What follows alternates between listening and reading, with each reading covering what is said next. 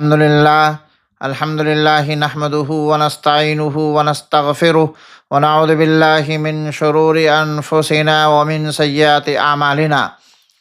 میرے محترم ناظرین و سامعین، آج ہم ایک ایسے موضوع پر گفتگو کرنے جا رہے ہیں جو صرف عبادت سے متعلق نہیں بلکہ زندگی کے ہر گوشے سے جڑا ہے۔ وہ ہے نیت کی درستگی۔ ہم سب عمل کرتے ہیں، نماز، روزہ، تبلیغ، تعلیم، سیاست، تجارت، مگر سوال یہ ہے کہ کیا ہم سب اللہ کے لیے کرتے ہیں یا پھر شہرت، دنیا، تعریف اور مفاد کے لیے؟ حضرت عمر بن خطاب رضی اللہ تعالیٰ عنہ سے روایت ہے کہ رسول اللہ صلی اللہ علیہ وسلم نے ارشاد فرمایا، انما الاعمال بالنیات وانما لکل امرئ ما نوی، یعنی اعمال کا دار و مدار نیتوں پر ہے اور ہر شخص کو وہی ملے گا جس کی اس نے نیت کی۔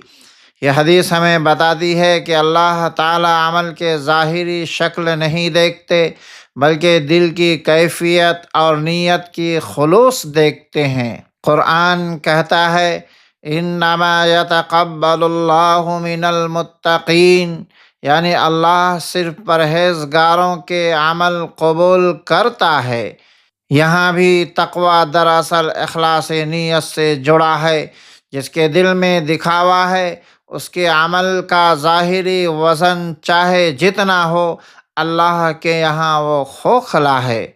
رسول اللہ صلی اللہ علیہ وسلم نے فرمایا، قیامت کے دن سب سے پہلے 3 لوگوں کو جہنم میں ڈالا جائے گا، ایک عالم، ایک مجاہد اور ایک سخی، لیکن ان تینوں کے عمل رد کیے جائیں گے کیونکہ انہوں نے لوگوں کی تعریف کے لیے کام کیا، اللہ کے رضا کے لیے نہیں۔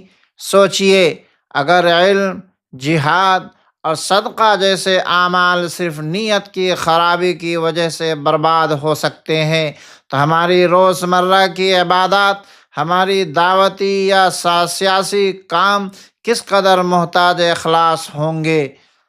آج امت مسلمہ کا ایک بڑا بحران اخلاص کا بحران ہے۔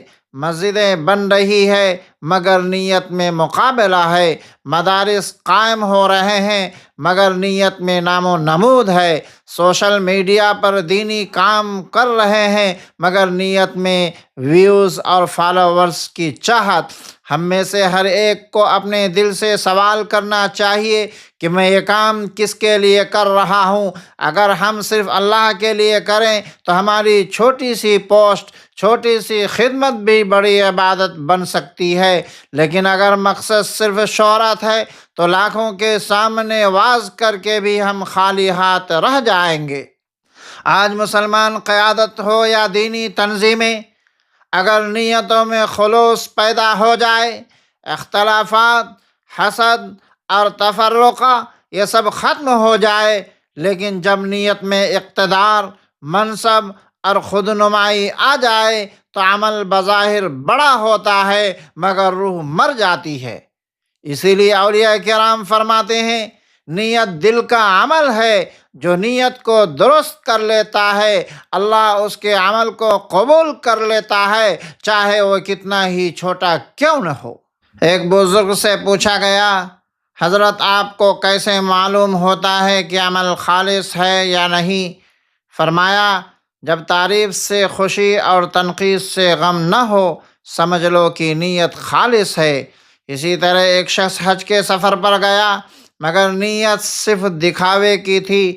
لوگوں نے کہا، سبحان اللہ، حاجی صاحب جا رہے ہیں، وہ خوش ہوا، یہی اس کا پورا اجر بن گیا، اللہ کے ہاں اس کے لیے کچھ نہیں رہا۔ میرے عزیز بھائیوں، اخلاص نیت ایک ایسی چابی ہے جو عمل کے دروازے کو قبولیت تک کھول دیتی ہے۔ اگر نیت درست ہو تو تجارت بھی عبادت بن جاتی ہے، تعلیم بھی عبادت بن جاتی ہے، گھر کی خدمت، بیوی بچوں کے دیکھ بھال سب ثواب بن جاتا ہے۔ اور اگر نیت خراب ہو تو مسجد کا خطبہ بھی بیکار، قرآن کی تلاوت بھی بے وزن، تبلیغی سفر بھی ضائع۔ یا اللہ ہمیں اپنی ہر نیکی میں اخلاص عطا فرما، ہمارے دل کو ریا، شہرت اور نفس کی آلودگی سے پاک فرما، ہمارے اعمال کو اپنی بارگاہ میں قبول فرما اور ہمیں ان بندوں میں شامل فرما جن کے دل صرف تیری رضا کے طالب ہو۔ آمین یا رب العالمین۔ والسلام علیکم ورحمۃ اللہ وبرکاتہ۔